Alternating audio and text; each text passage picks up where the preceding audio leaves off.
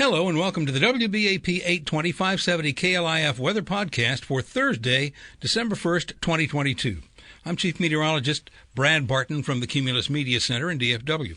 Right now, we're somewhat sheltered from the main continental storm track, which is generally north of us right now, and despite a few harmless cold fronts and warm fronts that are coming through this weekend, our weather's going to be generally okay for the next several days.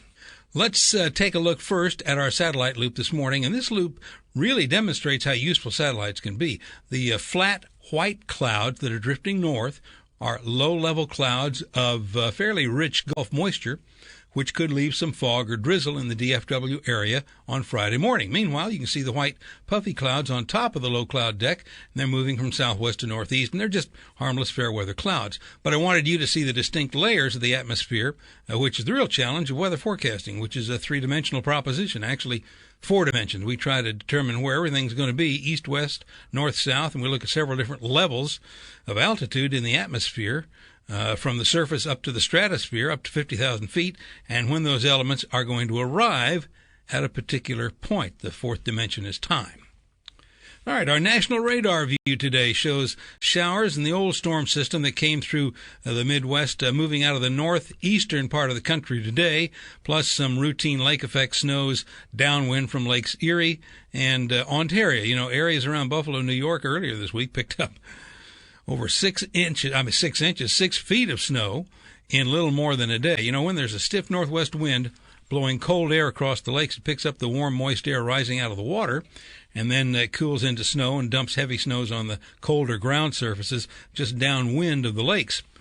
Now, when those lakes freeze over, if they freeze over this winter, and some years they don't, but when they do, then that ends the lake effect snow threat.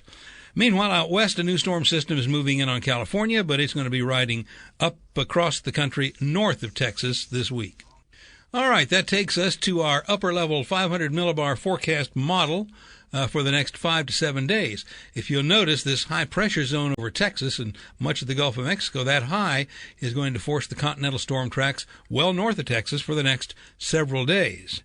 Now, at the end of this sequence, you can see a new upper-level storm system northwest of us toward the end of next week. That's next Thursday, December 8th. That could portend a change in our weather across Texas and other states in the southern third of the country, but we can worry about that later. So let's page on through our forecast maps starting Friday morning, tomorrow morning, the 2nd of December. If you remember those flat, low clouds of Gulf moisture moving northward in the satellite loop, now you can see where that Gulf moisture is moist enough to produce some rain in the hill country and maybe some drizzle up here in the Dallas-Fort Worth area on Friday morning, maybe some fog. And there's plenty of snow moving through the Rockies tomorrow, and another little storm system shows up just offshore of Washington State. Now, by Friday night, that storm system moves into Washington and Oregon with rain and snow, while the main storm center and cold front in the Midwest begins producing snow and ice in the Great Lakes, some rain downstream into the Tennessee Valley, and also some storms across Arkansas, and that cold front starting to move through the Texas and Oklahoma panhandles Friday night into Saturday morning. Saturday morning, the front is through the Dallas-Fort Worth area. We see rain from the Texas coast all the way up into New England from that front.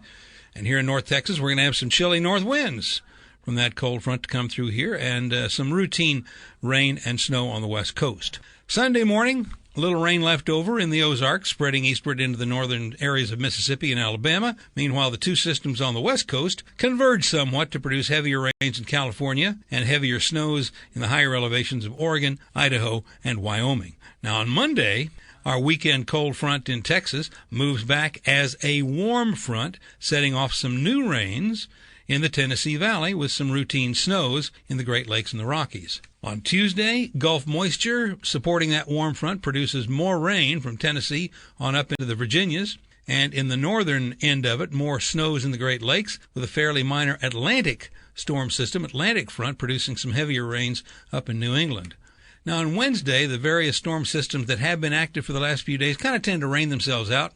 Just a few scattered showers ranging from Texas eastward through Louisiana and Arkansas up through the Mid-South. And on Thursday, with nothing new in the Pacific Pipeline quite close enough to force anything eastward, although there will be still some spotty showers from Texas eastward, and that's about it. I do think our weather toward mid-December will tend to be a little more active. I'm not going to bother showing you a forecast model that goes out a week to 10 days, but there are indications that our weather will get a little more interesting in the second and third weeks of December.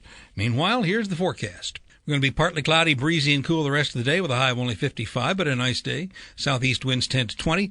Tonight, cloudy and damp. Some patchy light rain and Gulf moisture showing up after dark. Lows by morning 48 to 50.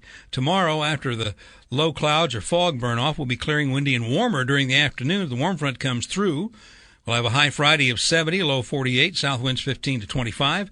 Then on Saturday, another cold front moves through. We'll be sunny, windy, and cooler again, with a high of 57 on Saturday, a low in the 40s Saturday night. North winds 15 to 25 and gusty, but still pretty decent, good football weather, that's for sure. Sunday will be cloudy and mild with a few spotty showers possible, with a high near 81 and a low near 57. And by Monday, cloudy, breezy, and warmer with a few isolated showers possible in the early part of next week, but we could reach 70 degrees Monday afternoon. Thanks again for joining us for the WBAP 820-570 KLIF Weather Podcast for Thursday, December 1st. We'll see you next week. Bye-bye.